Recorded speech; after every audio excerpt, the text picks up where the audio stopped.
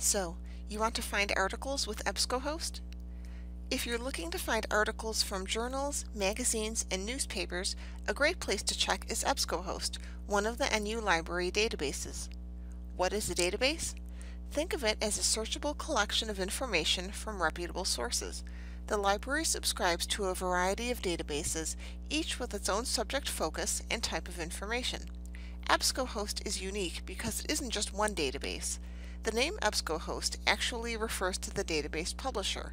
They publish a number of different databases that we subscribe to, such as Academic Search Premier, ERIC, and MLA International Bibliography.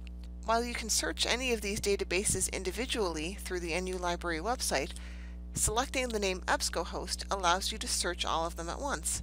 This makes EBSCOhost a great place to start your search, especially if you have a very broad topic or just aren't sure which database to choose. Let's start at the library website, library.niagara.edu. From here, we'll click on Find Articles, which will open in a new tab.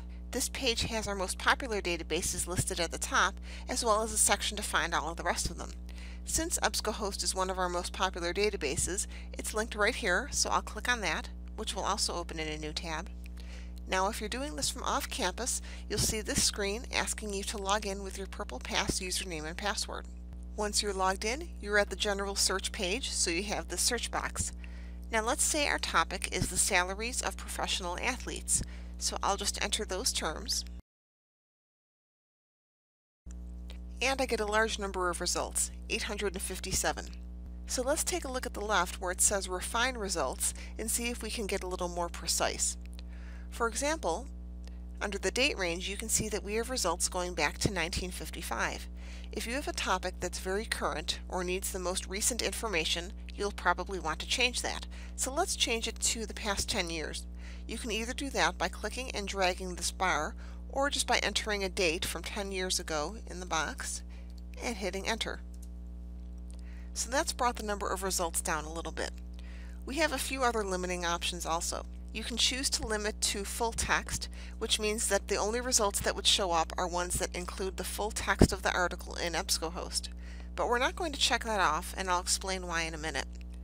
There's also an option for peer-reviewed journals, which are also called scholarly. And these are articles that have taken another step in quality control, where the publisher has had them reviewed by a group of experts to ensure that it's good quality before being published. Sometimes you may have an assignment where your instructor specifies that they want you to use scholarly or peer-reviewed sources.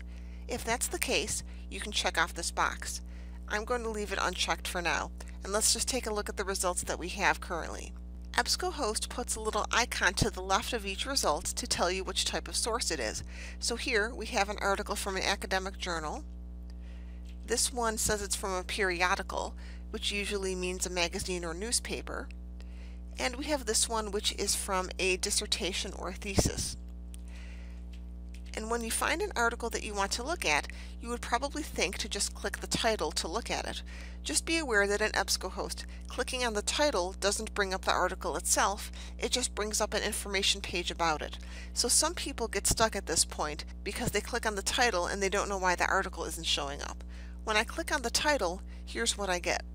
There's an abstract, which is a summary of the article, and this can be helpful if the article you're considering is very long, so you can start by just reading the abstract to give you a better idea of whether the article is really what you're looking for before you spend a lot of time reading several pages only to maybe find out that it didn't have the information you wanted. We also have a list of descriptors or subject categories here, and that tells you how the article has been classified. On the right hand side, there's a link called Cite. Clicking on this will bring up a citation for the article in different styles.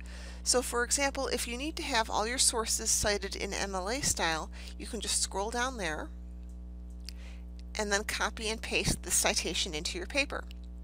But let's go back to our search results page. Some articles have a link that says PDF full text, or they might sometimes say HTML full text. I can click that link to read the article, and here it is. Or you might see articles that say check for full text, so that means that EBSCOhost does not have the full text of this article, but one of our other databases might. So we're going to click on this one, check for full text, and it will run an automatic search through the other databases that NU Library subscribes to. And we can see that another database does have it, so I'll click the button that says Full Text Online. And this brings up another database, and here's the article. So that's one reason why you wouldn't want to limit your search to full text only, because even though this article wasn't in EBSCOhost, it was in another database, and you don't want to miss out on good articles just because of that. Now you know how to find articles with the EBSCOhost database. If you still have questions, feel free to contact NU Library for assistance.